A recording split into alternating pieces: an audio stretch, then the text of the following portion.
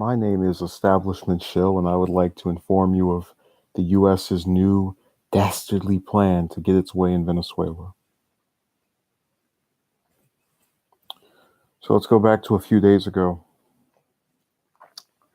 when Maduro, the current president of Venezuela, announced he was breaking diplomatic relations between Venezuela and the U.S.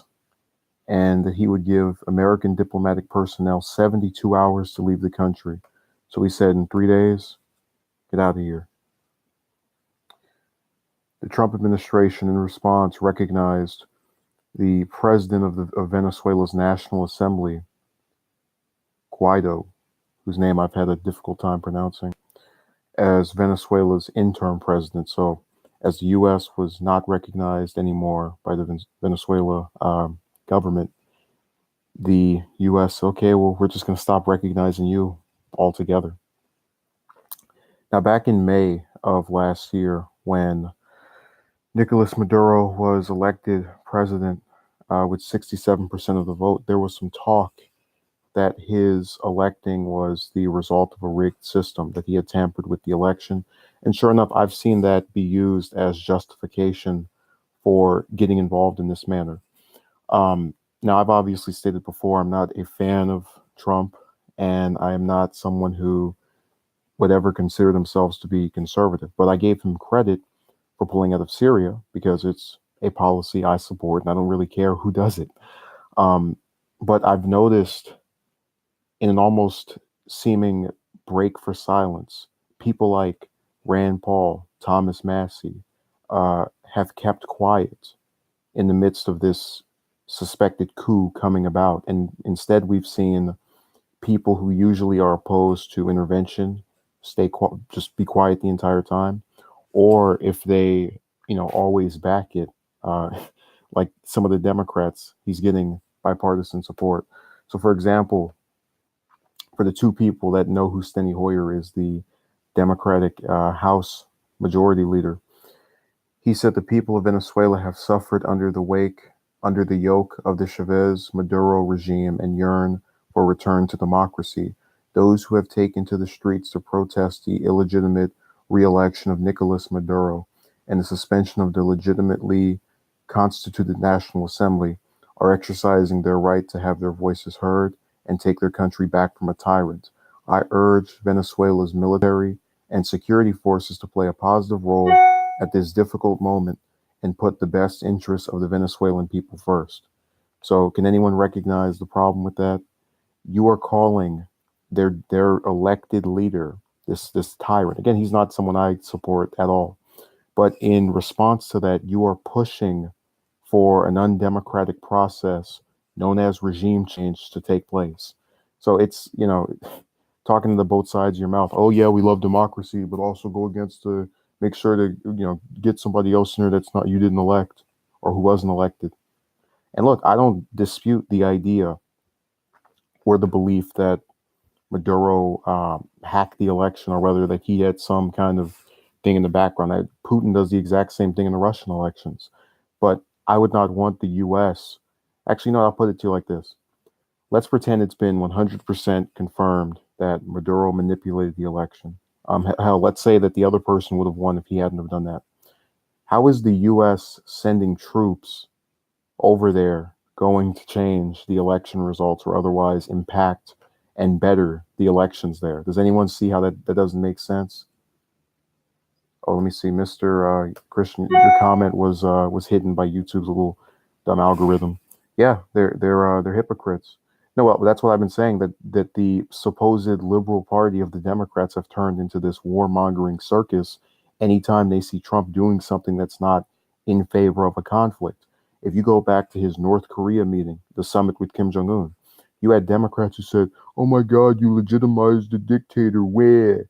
And before that, they were criticizing him. And so now all of a sudden, when he's pushing for a conflict as a result of the Venezuelan president deciding to cut off relations, they're all going, "Yeah, yeah, Mr. President, yeah." It's amazing. So let me take off my little, I guess, attempted stud glasses and put on the regular ones. because that stuff is actually hurting my vision a little bit. But look, going back to the centerpiece of what I was saying, the bipartisan support, and also the hypocrisy. Mr. Christian's comment, it's great because it surmises the next thing we're going to read here. So, what did Pelosi, the supposed champion of being opposed to Trump, have to say about this? America stands by the people of Venezuela as they rise up against authoritarian rule and demand respect for human rights and democracy. So, in her way of supporting human rights and democracy, or rather supporting democracy, she's going to back one of the most undemocratic ways of changing leadership that's ever been devised by man. And also, if she was so concerned about human rights, do you, Mr. Christian, remember the Yemen conflict, the one where the U.S. helped Saudi Arabia kill over 85,000 children by starving them to death and bombing them? The one that has all of those kids on the brink of starvation, extinction, 14 million people in that country. The one that was rebuked by the Senate and then passed. Oh, okay, well, it's fine. But look, I'm just giving you some context here because when the Republicans chose to kill the bill in the House last month, they were frowned upon as these evil people that were destroying everything. And then suddenly, when Pelosi becomes Speaker, guess what bill she won't bring up for a vote? The Yemen one. So do you see where, because I know you said you're not inclined to see this stuff, but do you see how you can't say that this one side doesn't care about human rights and then do the exact same thing as them when you get the same power? It is a circus. But let's go over to there's a term that I don't think some people are familiar with called McCarthyism. So it's this basically the Red Scare. Ro Khanna is a congressman from California I really like. I think he did more in one term than most members of the House do in five. He wrote the day this break in relations was announced. Let me get this straight. The U.S. is sanctioning Venezuela for their lack of democracy, but not Saudi Arabia. Such hypocrisy. Maduro's policies are bad and not helping his people, but crippling sanctions or pushing for regime change will only make the situation worse. I agree completely. This is not a matter of supporting this particular individual. It's simply expressing disdain for the U.S. trying to get its nose stuck every single place it can. And really, let's kind of spin this to better reflect why this is a problem. Let's pretend Iran was way bigger, and so one day Trump announces the U.S. is cutting off relations with Iran. And then, again, we're doing a little alternate history here. So in response, Iran says, oh, okay, we're not going to recognize Trump as the president anymore. We're going to recognize, I don't know, Hillary Clinton because she received more of the popular votes, even though our electoral system is not, we've explained why that doesn't matter in terms of actually winning the presidency.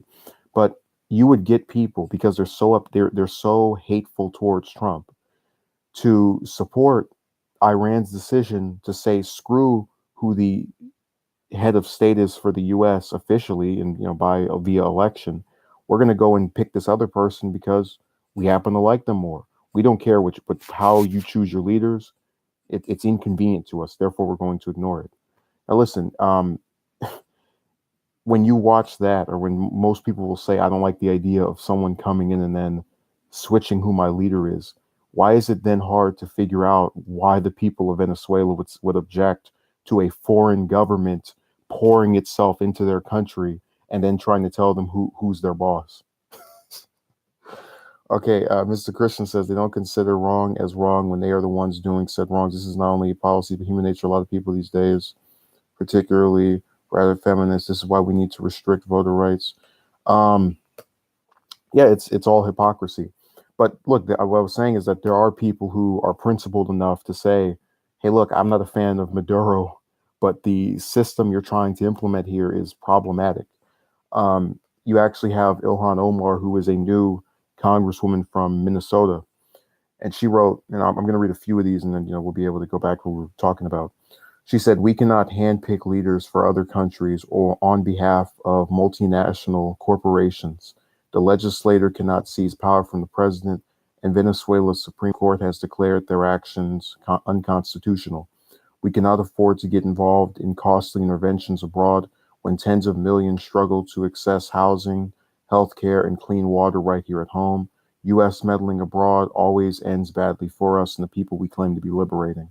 If we really want to support the Venezuelan people, we can lift the economic sanctions that are inflicting suffering on innocent families, making it harder for them to access food and medicines, and deepening the economic crisis. We should support dialogue, not a coup." So those are her words. And then she had a user on Twitter tried to say that she was uninformed. She didn't know what she was talking about.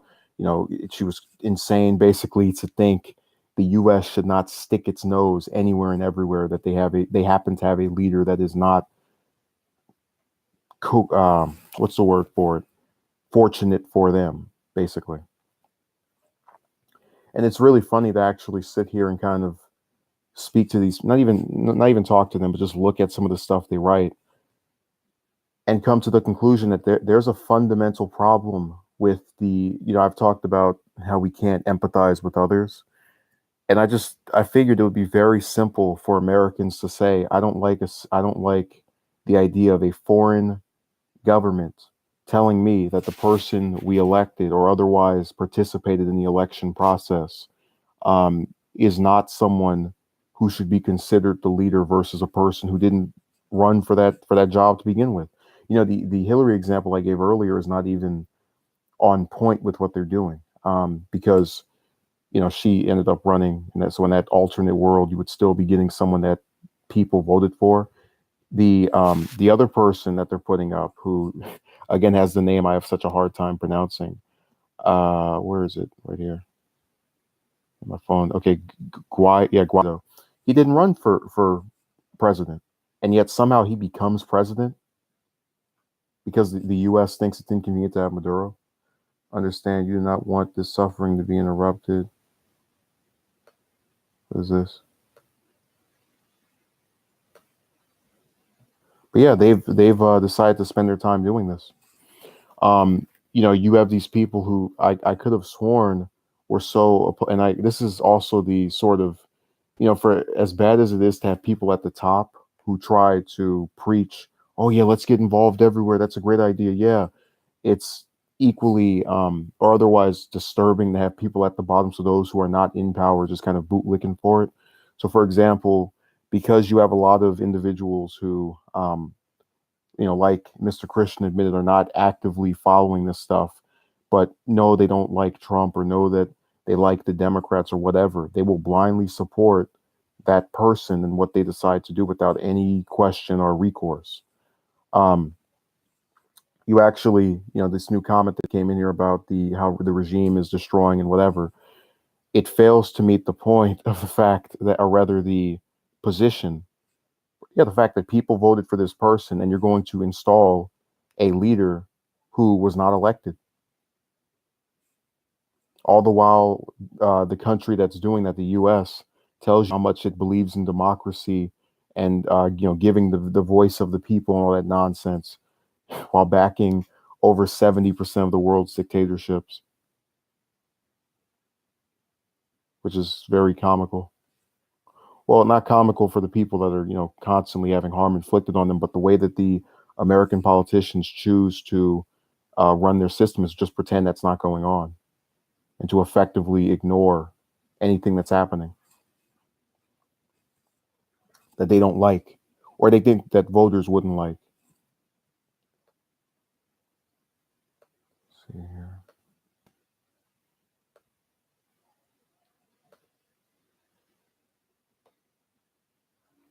Anyways, going back to the centerpiece here, I really I love how this administration, because I oftentimes mention that I personally favored the decision to meet with Kim Jong Un and also to withdraw from Syria. It tells you that when Trump does things by himself without the pressure of someone else that in his cabinet, he can on times appear to be non-interventionalist. But then he surrounds himself with warmongers like Bolton and Mike Pompeo, his current Secretary of State, who gave a speech earlier today telling the UN to pick sides. And you're just left wondering, when does it end? When do we get a cessation to these wars that started before he entered office? And I said this about his immediate predecessor, Obama, because this was a person who literally ran on the idea of the Iraq War is wrong. This is a conflict that is so horrible, blah blah blah blah blah. And then when he gets in office, starts 5 more wars: Pakistan, Syria, Libya, Yemen, another one who's Somalia. And then Trump says Obama's been a disaster on the world stage, blah blah blah blah blah, and then keeps the same ones going. And it makes I bring him up more, or at least I decide to speak about him a little bit more frequently than the Democrats in the House who are and Senate that are warmongers, because they at least are consistently supporting something. Let's see, not to. I'll respond to you in a moment, Mr. Christian, but at least what I was saying was that the Democrats who are in Congress that have consistently backed these conflicts, the one thing I can give them credit for is that they have always supported interventions for as bad as they are. So it makes sense that while Obama had these wars, they would now support them under Trump, because they've always done that, even though I despise those particular policy positions. So when you get a person in office, as was the case with Obama, and a person like Trump, who criticizes their predecessor for these conflicts, and then decides to do the same thing, people become disillusioned with the system, because now they're convinced I'm going to get the same result no matter what I do. The person who wrote the comment about, oh, Maduro needs to be stopped, they said the exact same thing about Kim Jong Un, and in hopes of advancing a war over there.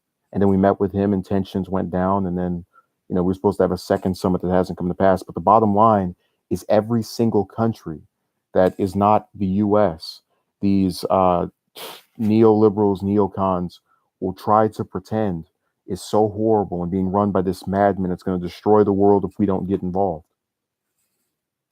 Look at what happened when Trump put out of Syria. Oh my God, Russia is going to have its day and Iran's going to take over. What does that have to do with us? Why do Americans have to waste their tax dollars on a conflict that will never involve them? Anyways, let me respond to your question. Make it about what you like. That's all. That's pretty much all I can say. I discuss things I am into, not because I think they'll get me views or actually, generate a bunch of revenue. It's just, I guess you could consider it a hobby, but it's one of those things where I do take it seriously. Like, I actually did sit here and kind of try to give a refresher course of trying to remember all the little different talking points that people have been using. And I guess when I see comments like the one that was written earlier, it's reminiscent, and I always try to make this point.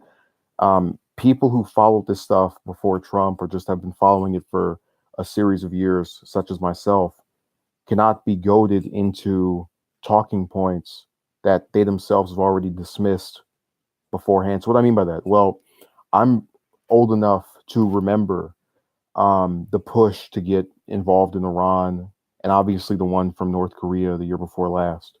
And the talking point was always, this other side is so dangerous, and the person who's leading this country is so evil, and they're so destructive, they're gonna completely decimate things, they're committing malpractice.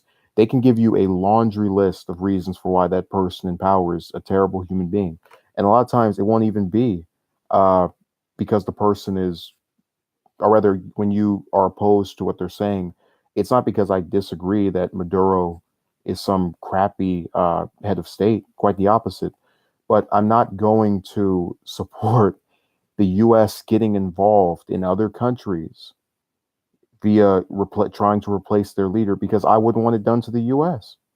It's the golden rule. If we have all these damn Christians, why don't they support that? Do unto others as you would like done to yourself. I just use a computer to record. Christian. So I don't understand them. I don't get why they feel the need to, gaslight me with, oh my God, this person's so terrible. We have a lot of terrible people in positions of power. You can actually go and look at many of the heads of states in other countries. They have good opinions of Trump, others that don't. But you know what you don't see them doing? Saying he needs to be stopped. We need to recognize Bernie Sanders as the leader because we don't like him or we think he's going to do something horrible. They know that's stupid. They know that's going to just start a war or a conflict. So let them have their elections. Let them sort out themselves. Sticking American troops there is not going to help anything. And the fact that you have members of both parties supporting this should be another indicator to people that they're both the same. But we have so many individuals who like to live in a fantasy land of the Democrats saving the day. The Democrats are the main ones backing Trump on this. I brought up Republicans who have a record of going against interventions in different conflicts, backing being involved everywhere, and they're keeping quiet because they're trying to run for a higher position. They don't want to piss off the voting bloc. So instead of taking a stand, they're nowhere to be seen. They're hiding under the desk. So you're not getting allies out of a majority of either party in this circumstance. Unfortunately, I can only hope that maybe there will be a bill or some kind of public pressure to not be involved in another conflict. Because, like I said, we're bombing 7 countries right now. We have American troops deployed in over 150 countries, 900 military bases, and they still want to expand the military even more. That's insane. And just it happens to get support. And the arguments are, well, Maduro's been messing with elections. Look at all the times the U.S. messes with elections. Look, I'm no fan of Clinton, but the person who won, who received a larger plurality of the actual vote, lost our election. So we have screwed up elections too. You don't see China trying to get involved. And then they pretend as if what we did in Iran is like not an indicator that we're only doing this for our own interest. We got rid of their democratically elector in 1953, Mohammad Mossadegh. So we're literally doing, I mean, he was, in my opinion, way more, much superior in policy to Maduro, but it's that same idea of, since we don't agree with who the people pick to be their head of state, here we come. And screwed up election. Yeah, putting more American troops on the ground